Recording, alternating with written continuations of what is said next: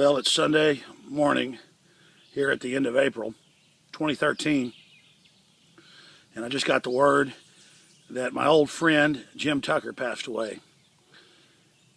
One of the last of the old gumshoe, straw hat journalists who was a sports writer until the 70s when he discovered writings by a man named Pegler for other newspapers who had exposed a private secretive cabal that had been meeting at Jekyll Island, Georgia, the same place they'd met in 1913 to establish the private Federal Reserve. And Jim, over the next 30-plus years, fought an uphill battle to expose the Bilderberg group, with the media saying it didn't exist, just like J. Edgar Hoover tried to say that La Cosa Nostra didn't exist, organized crime, in the 50s. We all now laugh at that. But if it wasn't for trailblazers like Jim Tucker, we wouldn't know about the real top-of-the-pyramid global mafia, the Bilderberg group. They've now released documents in Italy in their Supreme Court where the Bilderberg group has been caught being involved in staged terror attacks and other organized crime activities. Documents have been leaked by WikiLeaks with Henry Kissinger saying we do illegal immediately, unconstitutional is harder.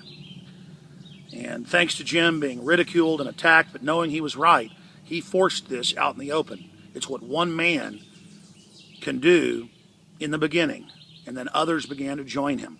And over time, we were able to expose this cabal, and now Rolling Stone magazine yesterday came out and said, we owe the conspiracy theorists an apology. There is a private, corporate, secret cabal, one world government, LIBOR and beyond.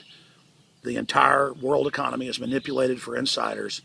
It is fascism. It is crony capitalism, the opposite of liberty. And we owe people like Jim Tucker a real debt of gratitude. And that's why I'm here in the Ozark Mountains.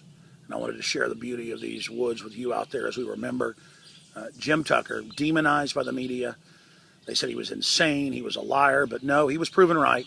And now Bilderberg is mainstream news, and now the globalists can't operate in the dark. See, first they want to deny they exist, because once you have a debate with them, they will lose the debate because of the politics they're involved in. They're tyrants.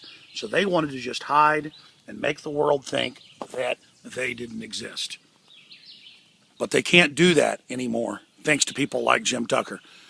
And we continue to walk in his footsteps now.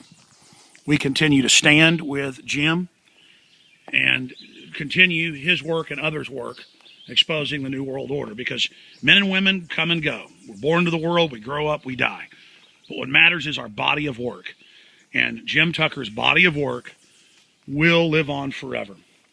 And so this is basically my short eulogy to Jim Tucker, who was a great guy, a funny guy, just a classic fellow who grew up in, what was it, I think he said a South Carolina cotton plantation, living in a wooden shack, and ended up exposing the core of the global mafia.